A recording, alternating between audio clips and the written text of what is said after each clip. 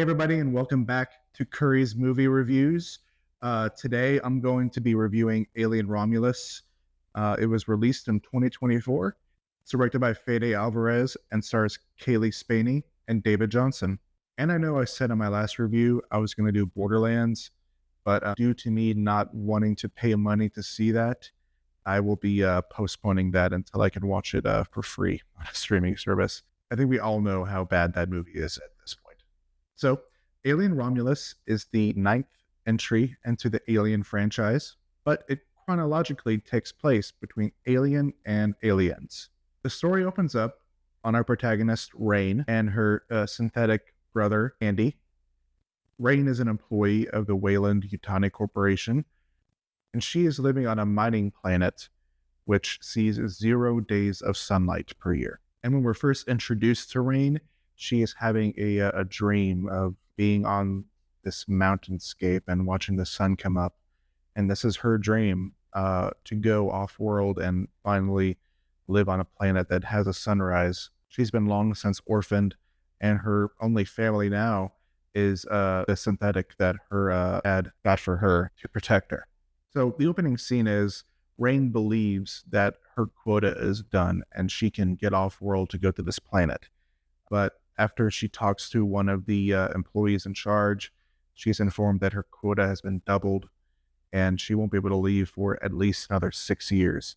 And who knows if the company is going to abide by that. And all the while, she has to constantly help and maintain Andy because he has some problems with his processing and he essentially has a form of seizure, which she has to manually reset him so he can continue on being like he usually does. And like the alien universe, synthetics, pretty much like androids, they're there to help humanity, or at least to help the company. I like this reversal of roles here.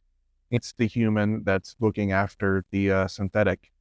And this relationship between Rain and Andy is crucial and central to the plot. And I'm a sucker for like these human and robot relationships in movies. And this one is one of the more sweeter ones. So upon hearing the bad news, Rain and Andy go to meet with some of her friends, and they're played by Isabella Merced, Spike Fern, Eileen Wu, and Archie Renault. And this group of friends, they actually operate a spaceship, and they're able to go off-world for their duties to the company. But they have this plan to go infiltrate a decommissioned space station that has appeared in the orbit of their planet. And on that space station is some cryogenic pods that they want to steal so they can use them to get to the planet that Rain so desperately wants to go to. The thing is that they will need Andy's help to gain access to the ship, since he is a Weyland-Yutani synthetic, and he can use his credentials to get in. And this is where all the bad stuff is going to go down, because it is an alien movie. And the interesting thing about where they are is that their planet has pretty much one of Saturn's rings, and this becomes crucial to the plot later in the film. And, you know, what happens next is what you expect in an alien movie.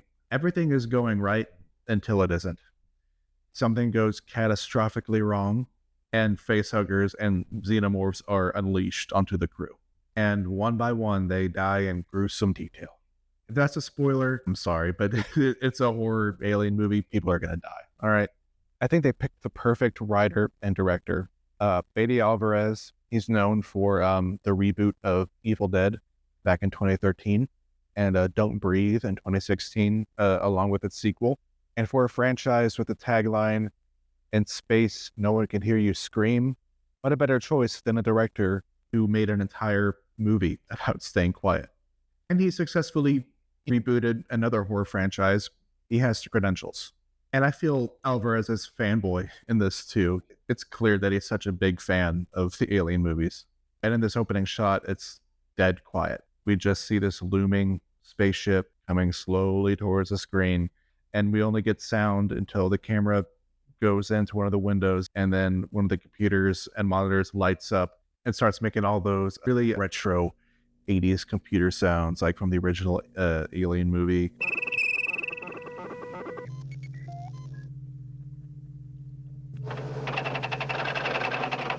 cassette futurism is the word to describe that. Actually, I looked it up.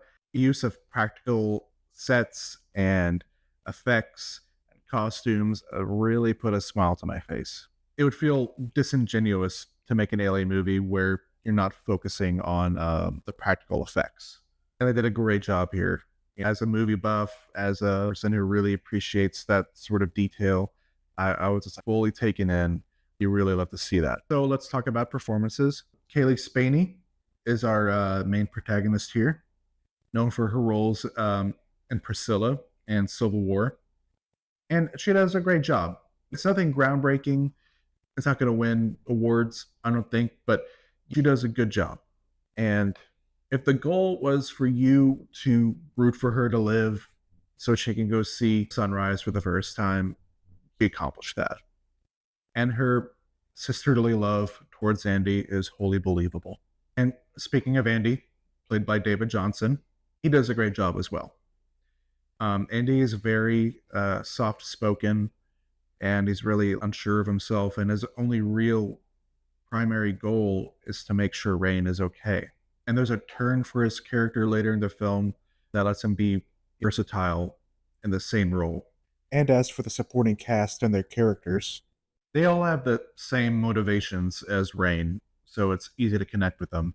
Isabella Merced's character is pregnant, and so obviously you want to see her do okay. And you have to feel at least a little bit for the characters, so when they're in peril, you want to see them get out, and you think they all accomplished that goal. There are a few key callbacks to previous films. I won't spoil these because they're fun to see, but this one particular callback, I kind of wish they didn't do. It seemed pretty forced and of character for one of the characters and very fan servicey, and you really didn't need to include something like that. And when you go see the movie, maybe you'll feel the same way. I'll just say it happens at the bottom of an elevator. And I think this film could have survived without the callbacks. It is very typical for a movie this late in the franchise to have callbacks and everything, but it's already an alien movie that takes place on a spaceship where the crew is being chased by aliens. That's not really callback you need. It really could have stood on its own without something like that, but it doesn't really kill the movie either. It's just a little irk that I'm like, next time they do an alien movie, maybe just make it no callbacks and just let it ride on its own coattails. And expand that further, this film combines many of the elements from past alien movies. It has like the tension of the first Alien, but the action of Aliens. And the action set pieces here are pretty awesome. Especially one sequence later in the film that deals with zero gravity. It's really cool to watch and a pretty thoughtful idea that they implemented. But then there are quiet and tense sequences as well. One where some characters have to navigate a room that is full of face huggers, and they have to be completely silent, and they cannot be scared. It's like for a really tense moment, and it really highlights what Fede is good at, bringing that don't breathe energy to Alien. And the climax of the film is pretty spectacular and a little bit traumatizing and a lot of it creepy. And I went with my stepbrother, and he said he could go on for the rest of his life without seeing what happened in the climax of the film. But for me, I thought it was pretty inventive, and it helps tie in with another certain movie in the franchise a little bit better. So overall, I feel this fits right into the franchise, and it's really one of the better Alien movies in the franchise. I think anyone who is a fan of especially the first two Alien movies is really going to like this one. It fits right in there. It has that same feel with the tension and the action and everything. Alien fans are really going to enjoy it. And even if you haven't seen any Alien movie, you can go into this and watch it. There are callbacks. You really don't need to know them. They just are there for the fans. So I'm going to give Alien Romulus 4 facehuggers out of 5. Well, thanks for watching, everybody. I really appreciate it. I'll be back next week with another review. I'm not sure exactly what I'm going to be reviewing just yet. On the calendar, though, is Beetlejuice in a few weeks.